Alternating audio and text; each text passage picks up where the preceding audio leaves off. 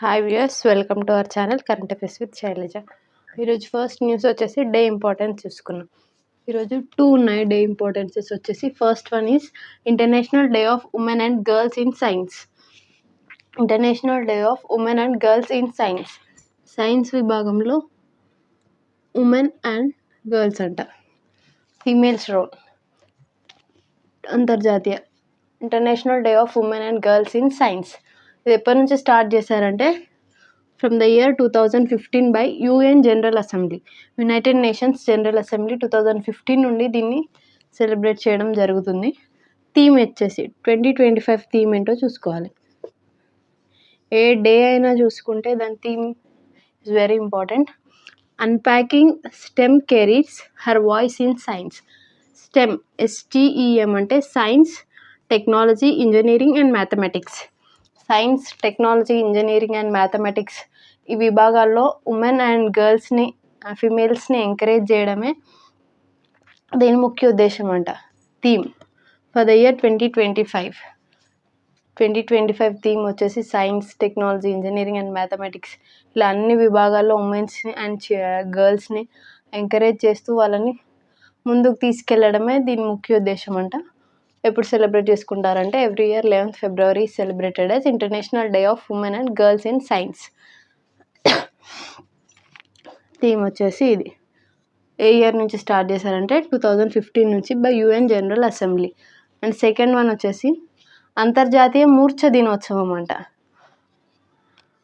అంతర్జాతీయ మూర్ఛ దినోత్సవం అయితే this is not only 11th Februaryకి సెలబ్రేట్ చేసుకోవడం కాదు, ఎవ్రీ ఇయర్ ఫిబ్రవరిలో వచ్చే సెకండ్ మండే ఫిబ్రవరిలో వచ్చే సెకండ్ మండే ఎవ్రీ ఇయర్ అంతర్జాతీయ మూర్ఛ దినోత్సవంగా సెలబ్రేట్ చేసుకోవడం జరుగుతుంది.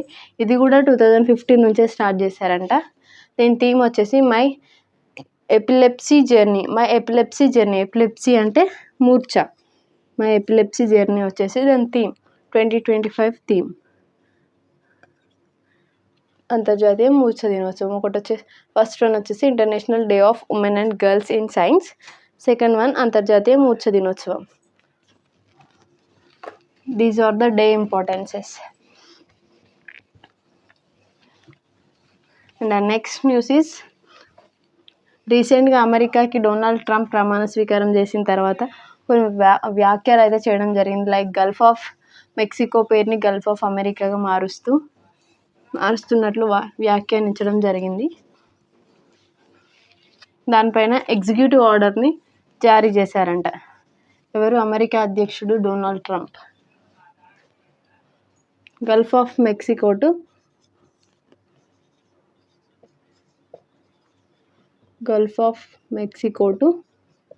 Gulf of America.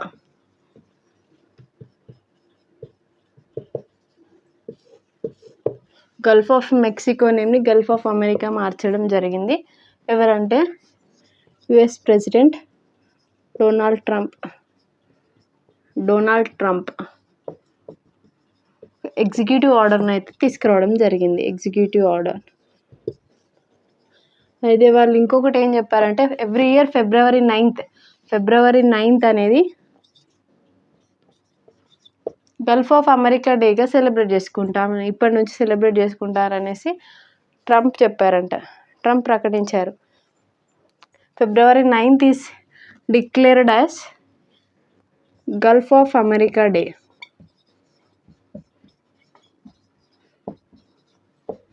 మనం ఎలాగైతే మన ఇండియాకి ఇండిపెండెన్స్ August 15th ఇండిపెండెన్స్ డేగా చేసుకుంటామో every year February 9th Gulf of America డేగా సెలబ్రేట్ చేసుకుంటున్నట్టు డొనాల్డ్ ట్రంప్ ప్రకటించడం జరిగింది. దీనిపై ఎగ్జిక్యూటివ్ ఆర్డర్ని కూడా తీసుకురావడం జరిగింది. Gulf of Mexico is changed as Gulf of America and every year February 9th Gulf of America డేగా సెలబ్రేట్ చేసుకోవడం జరుగుతుంది ఇప్పటి నుంచి అని చెప్పేసి డొనాల్డ్ ట్రంప్ అయితే ప్రకటించారు.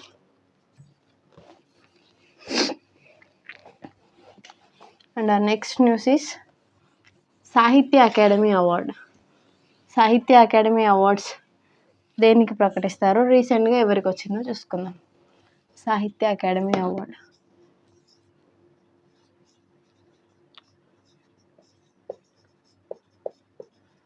సాహిత్య అకాడమీ అవార్డ్. రీసెంట్గా సాహిత్య అకాడమీ అవార్డ్ ఎవరికి వచ్చిందంటే టు చామన్ అరోరా.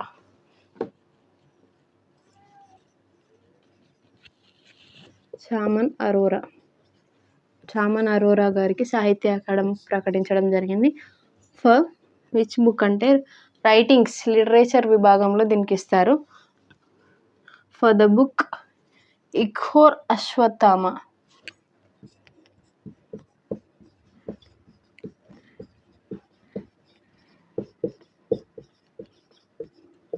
ఇఘోర్ అశ్వత్థామ అనే బుక్కి సాహిత్య అకాడమీ అవార్డు అయితే ప్రకటించడం జరిగింది. దాన్ని ఎవరు రాశారంటే చామన్ అరోరా గారు రాయడం జరిగింది. In which language? Language is very important.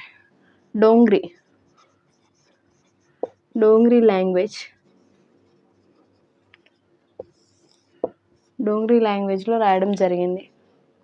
ఈ డోంగ్రీ లాంగ్వేజ్ ఎక్కువగా ఇరాన్లో అండ్ జమ్మూ కాశ్మీర్లో, పాకిస్తాన్లో యూజ్ చేయడం జరుగుతుంది ఈ డోంగ్రీ లాంగ్వేజ్. ఈ డోంగ్రీ లాంగ్వేజ్లో చామన్ అరోరా గారు ఇఘోర్ అశ్వత్థామ అనే బుక్ని రాయడం జరిగింది. ఈ బుక్కి Sahitya Akademi award for the year 2025లో సాహిత్య అకాడమీ అవార్డు ప్రకటించడం జరిగింది. ఈ సాహిత్య అకాడమీ అవార్డ్ బుక్స్కి, రైటింగ్స్కి ప్రజెంట్ చేయడం జరుగుతుంది. And our next news is about a disease. వార్తల్లో నిలిచిన వ్యాధి, disease.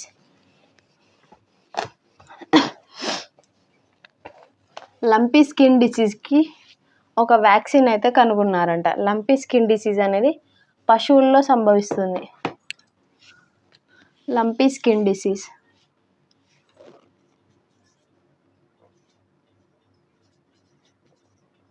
Lumpy skin disease, LSD.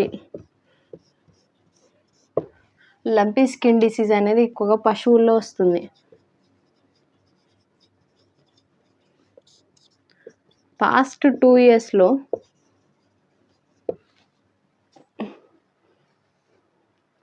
Past 2 ఇయర్స్లో 2 lakhs వరకు చనిపోవడం జరిగిందంట.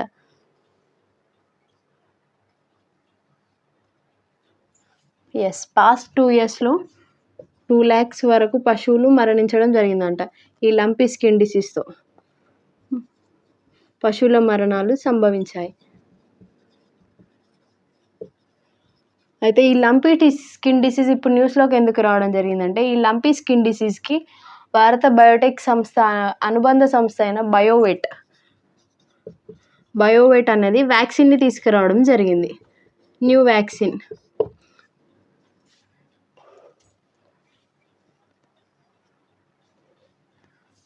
దేశంలోనే ఇది ఫస్ట్ వ్యాక్సిన్ అంట. ఈ లంపీ స్కిన్ డిసీజ్కి ఇప్పటి వరకు వ్యాక్సిన్స్ లేవు. దేశంలోనే ఫస్ట్ టైం బయోవెట్, భారత బయోటెక్ సంస్థకి అనుబంధ సంస్థ అయిన బయోవెట్ వ్యాక్సిన్ని తీసుకురావడం జరిగింది. ఇది దేశంలోనే LSD, లంపీ స్కిన్ డిసీజ్కి మొదటి వ్యాక్సిన్. గుర్తుపెట్టుకోండి, దేశంలోనే LSDకి మొదటి వ్యాక్సిన్.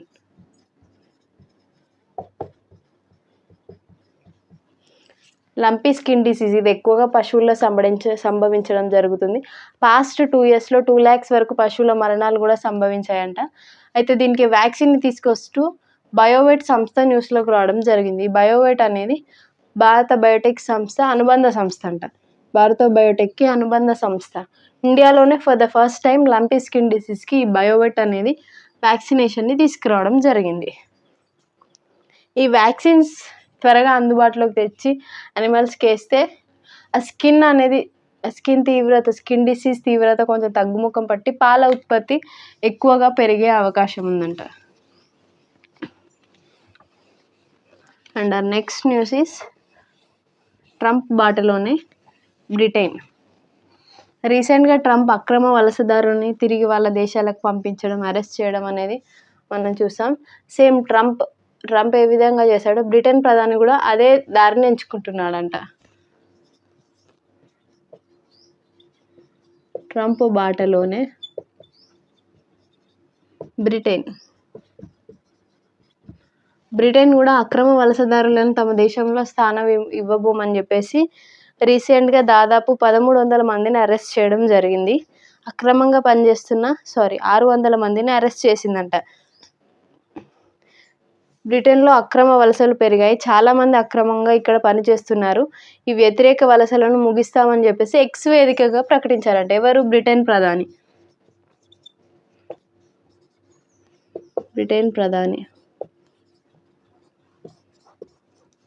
తన నేమ్ వచ్చేసి కీర్ స్టార్మర్.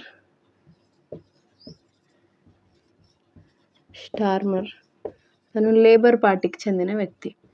Labour party.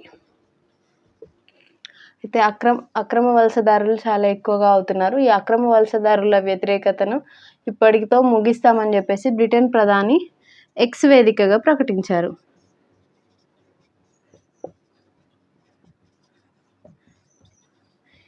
ఈ 2025 జనవరిలో 600 మెంబర్స్ని అక్రమ వలసదారులను అరెస్ట్ చేయడం జరిగింది. దాదాపు 600 మెంబర్స్ని అరెస్ట్ చేశారంట అక్రమ వలసదారుని. ఏ కంట్రీలో అంటే బ్రిటన్. ఈ అక్రమ వలసదారులను ముగిస్తామనేసి ఎక్స్ వేదికగా ఎవరు ప్రకటించారంటే బ్రిటన్ ప్రధాని కీర్ స్టార్మర్ గారు. తను ఏ పార్టీకి చెందిన వ్యక్తి అంటే లేబర్ పార్టీ. ఏ కంట్రీకి న్యూస్లోకి వచ్చింది, దాని ముఖ్య ఉద్దేశం ఏంటి? అక్రమ వలసదారులను వెనక్కి పంపడం. అండ్ ఆ ప్రధాని ఎవరు, ఆ దేశ ప్రధాని ఎవరు, వాళ్ళు న్యూస్లోకి ఎందుకు రావడం జరిగింది, ఆ కంట్రీ నేమ్ ఏంటి చూసుకుంటే సరిపోతుంది.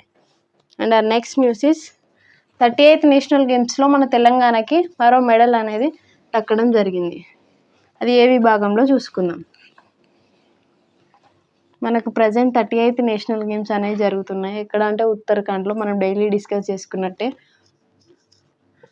38th national games.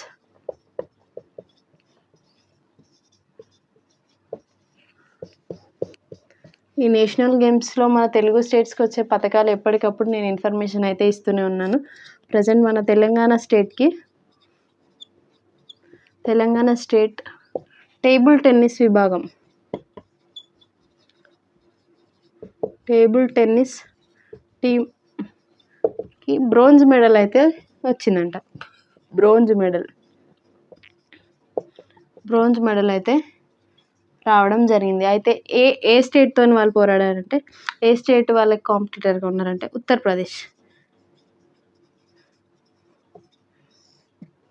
ఉత్తరప్రదేశ్తో వాళ్ళకి జరిగిన మ్యాచ్లో మన table tennis team, Telangana state table tennis టీంకి బ్రోంజ్ మెడల్ రావడం జరిగింది.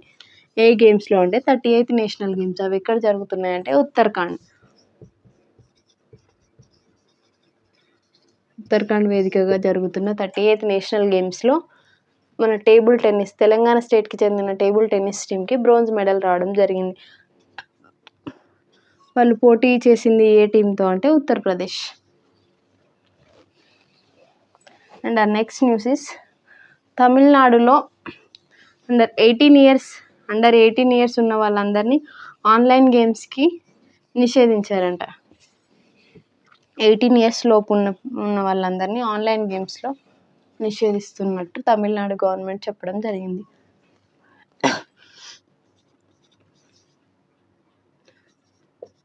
18 ఏళ్లలోపు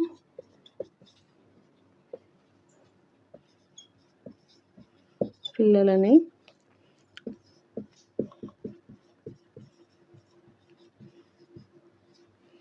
ఆన్లైన్ గేమ్స్కు నిషేధం విధిస్తూ ఎవరు నిర్ణయం తీసుకున్నారంట? తమిళనాడు గవర్నమెంట్.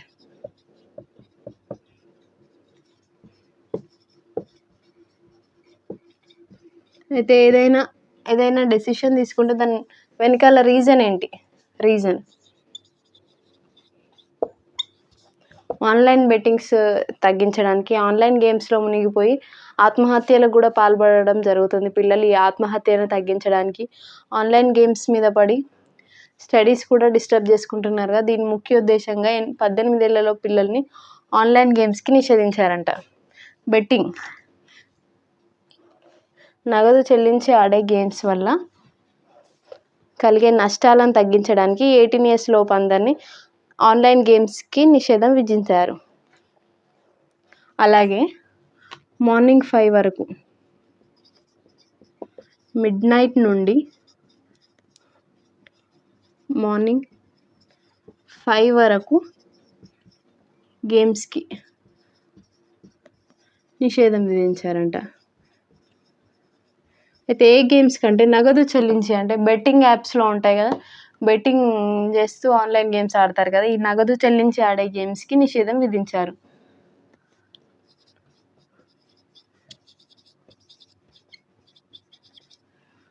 ఆన్లైన్ గేమ్స్ వల్ల జరిగే నష్టాలను తగ్గించడానికి, కలిగే నష్టాలను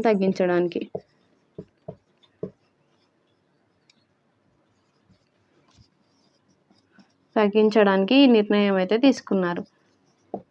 మెయిన్గా ఆత్మహత్యలు ఎక్కువగా జరుగుతున్నాయి. అయితే ఎన్ని సంవత్సరాల్లో పిల్లల్ని ఏ స్టేట్ తీసుకుంది ఈ నిర్ణయం? తమిళనాడు స్టేట్. అండర్ 18 ఇయర్స్ నగదు చెల్లించి ఆడే గేమ్స్ని 18 ఇయర్స్ లోపు వాళ్ళందరూ ఆడకూడదని చెప్పేసి ఒక రూల్ని అయితే తీసుకురావడం జరిగింది. ఎవరంటే తమిళనాడు గవర్నమెంట్, గుర్తుపెట్టుకోండి. And uh next news is Argentina. Argentina అనేది తరచూ వార్తలోకి రావడం జరుగుతుంది కంట్రీ. రీసెంట్గా మానవ హక్కుల నుంచి వైదొలగడం అండ్ ఇప్పుడు ఎందుకు న్యూస్లోకి రావడం జరిగిందంటే ఇట్ బ్యాన్స్ జెండర్ సర్జరీ. మైనర్స్లో జెండర్ సర్జరీని బ్యాన్ చేస్తూ న్యూస్లోకి రావడం జరిగింది. విచ్ కంట్రీ అంటే Argentina.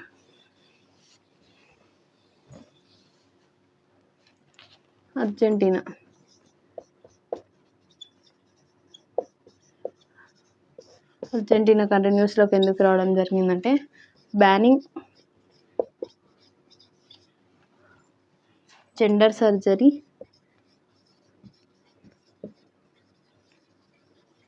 And hormone therapy for miners.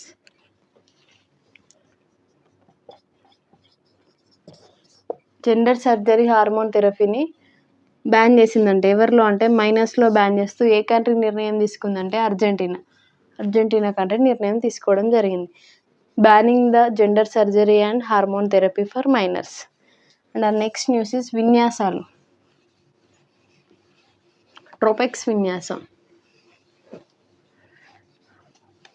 Indian ocean ప్రాంతంలో అయితే ట్రోపెక్స్ అనే విన్యాసం జరగడం మనం చూస్తున్నాం డైలీ. ట్రోపెక్స్ విన్యాసం ఎక్కడ జరుగుతుందంటే ఇండియన్ ఓషన్ ప్రాంతంలో.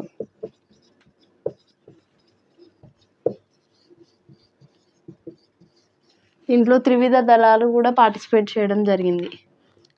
ఆర్మీ, నేవీ, ఎయిర్ ఫోర్స్ మరియు కోస్ట్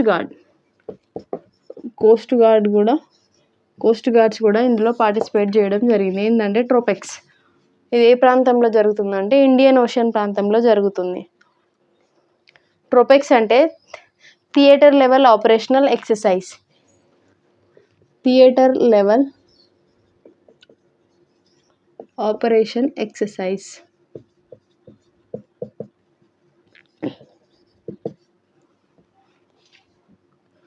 దాదాపు 3 months. దీని డ్యూరేషన్ వచ్చేసి 3 months.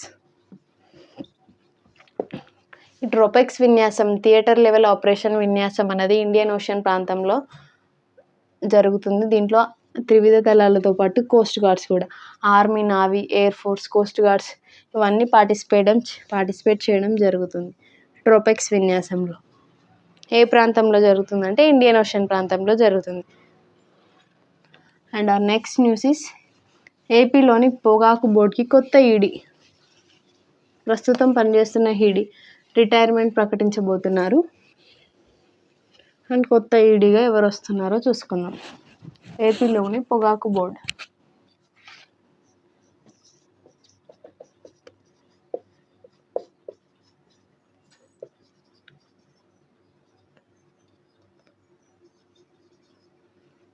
New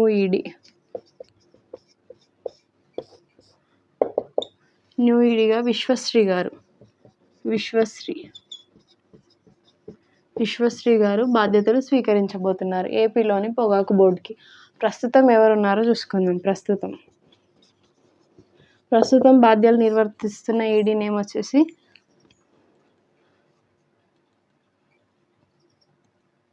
Sridhar Babu.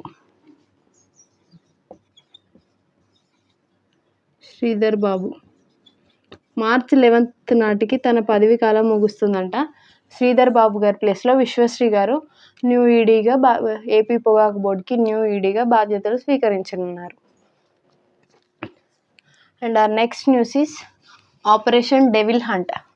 Operation Devil Hunt అనేది బంగ్లాదేశ్లో స్టార్ట్ అయిందంట. ఆపరేషన్ డెవిల్ హంట్ అది ఎందుకు స్టార్ట్ చేశారు, దాని ముఖ్య ఉద్దేశం ఏంటి? ఆపరేషన్ డెవిల్ హంట్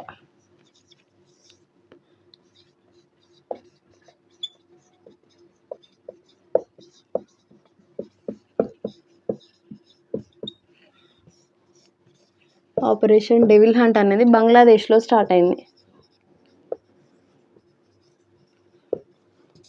రీసెంట్గా బంగ్లాదేశ్లో అల్లర్లు ఎక్కువగా జరుగుతున్నాయి. వాటిని తగ్గించడానికి అని చెప్పేసి ఆపరేషన్ డెవిల్ హంట్ని అయితే తీసుకురావడం జరిగింది. షేక్ హసీనా గారు తన బాధ్యతల నుంచి విరమించుకొని మన కంట్రీలో తలదాచుకున్న విషయం కూడా మనకు తెలిసిందే. ప్రజెంట్ ఆ కంట్రీ బంగ్లాదేశ్ యొక్క కంట్రీ ప్రధాని వచ్చేసి యూనస్ గారు బంగ్లాదేశ్లో జరిగే అల్లర్లను తగ్గించడానికి ఆపరేషన్ డెవిల్ హంట్ని అయితే తీసుకొచ్చారు. ఇప్పటి వరకు దాదాపు 1300 మందిని అరెస్ట్ చేశారంట. అల్లర్లు చేసే వాళ్ళని దాదాపు 1300 మందిని అరెస్ట్ చేయడం జరిగింది. అక్కడ జరిగే హింసను తగ్గించడానికి ఆపరేషన్ డెవిల్ హంట్ని అయితే తీసుకురావడం జరిగింది. ఈ అల్లర్లో భాగంగా బంగబంధు స్మారక మ్యూజియంని కూడా నాశనం చేశారంట. బంగబంధు స్మారక మ్యూజియం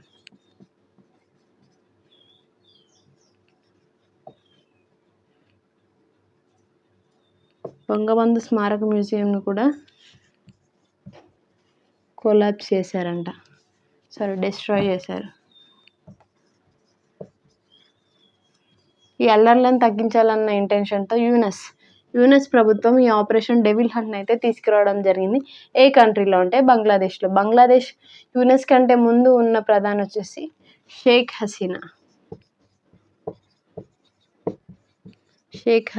గారు. ఇక్కడ మనకు మెయిన్గా న్యూస్లోకి వచ్చింది ఏంటంటే ఆపరేషన్ డెవిల్ హంట్ ఏ కంట్రీ అంటే బంగ్లాదేశ్.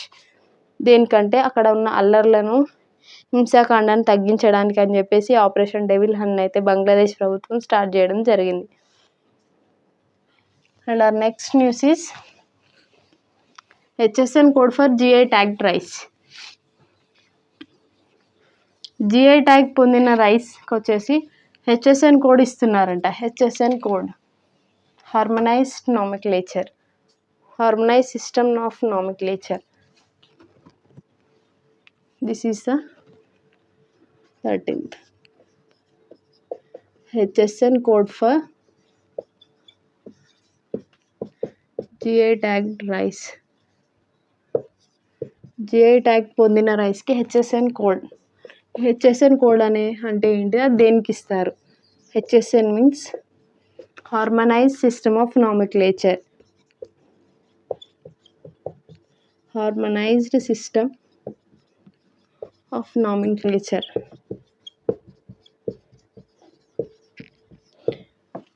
HSN కోడ్ అనేది దేనికి ఇస్తారంటే విదేశాలకు ఎగుమతి దిగుమతి చేసేవాటికి, విదేశాలకు ఎక్స్పోర్ట్ చేసే వస్తువులకి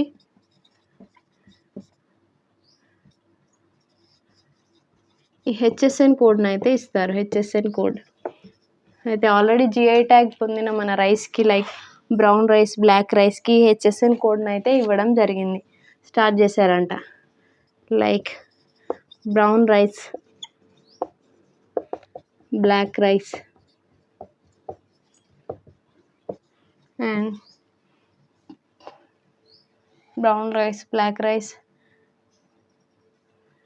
కలనామిక్ బియ్యం, కలనామిక్ రైస్, వీటన్నిటికీ GI ట్యాగ్ లభించిందట. ఈ GI ట్యాగ్ లభించిన రైస్ అన్నిటికీ HSN కోడ్ అనేది జారీ చేయడం జరిగింది. ఈ HSN కోడ్ అనేది ఎక్స్పోర్టింగ్ టైంలో యూజ్ అవుతుందంట. మనం ఎక్స్పోర్ట్ చేసే వస్తువులకి హార్మనైజ్డ్ నామిక్లేచర్ HSN కోడ్ని అయితే యూజ్ చేస్తాము.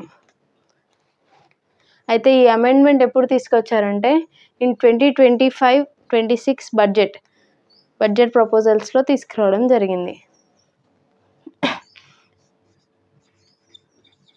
In 25-26 budget ప్రపోజల్స్లో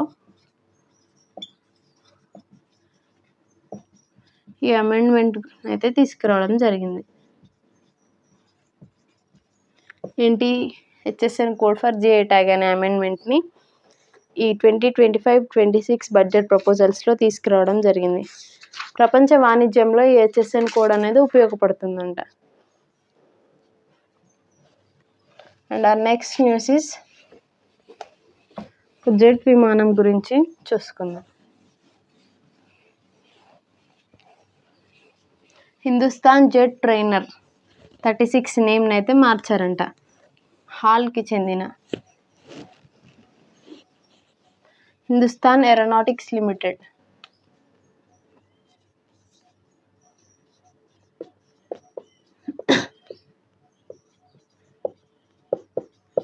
Hindustan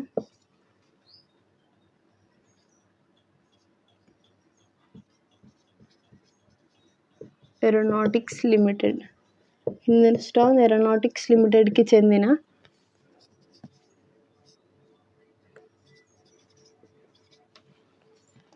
Hindustan jet trainer 36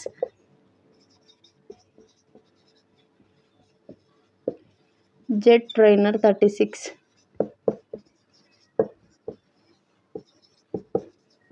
36 విమానానికి నేమ్ చేంజ్ చేశారంట. దాని కొత్త నేమ్ వచ్చేసి యశాస్గా నేమ్ చేంజ్ చేశారంట.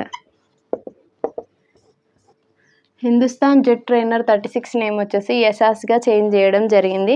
ఏరో ఇండియా ఎయిర్ షోస్ అనేవి రీసెంట్గా బెంగళూరులో జరుగుతున్నాయి కదా, దానిలో భాగంగా ఈ హిందుస్థాన్ జెట్ ట్రైనర్ 36 నేమ్ని యశాస్గా చేంజ్ చేశారంట.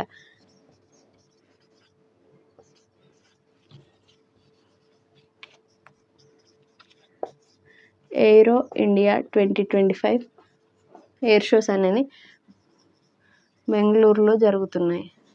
బెంగళూరులో జరుగుతున్న ఏరో ఇండియా 25 ఎయిర్ షోస్లో భాగంగా ఈ హిందుస్థాన్ జెట్ ట్రైనర్ 36 నేమ్ని యశస్గా చేంజ్ చేశారంట. ఈ హిందుస్థాన్ జెట్ ట్రైనర్ 36 దేనికి చెందిందంటే హిందుస్థాన్ ఏరోనాటిక్స్ లిమిటెడ్కి చెందిన జెట్ ట్రైనర్. దాని నేమ్ వచ్చేసి యశాస్గా చేంజ్ చేయడం జరిగింది. దేంట్లో భాగంగా అంటే ఎయిర్ షో ఏరో ఇండియన్ 2025 ఎయిర్ షో అనేది రీసెంట్గా స్టార్ట్ అవ్వడం జరిగింది. ఇక్కడంటే బెంగళూరులో. అక్కడ జరుగుతున్న ప్రోగ్రాంలో యశస్గా చేంజ్ చేయడం జరిగింది. These are the today's current affairs. ఇంకా ఏమైనా మిస్ అయ్యేది ఉంటే మనం నెక్స్ట్ క్లాస్లో డిస్కస్ చేసుకుందాం. Subscribe the channel for more updates. Thank you.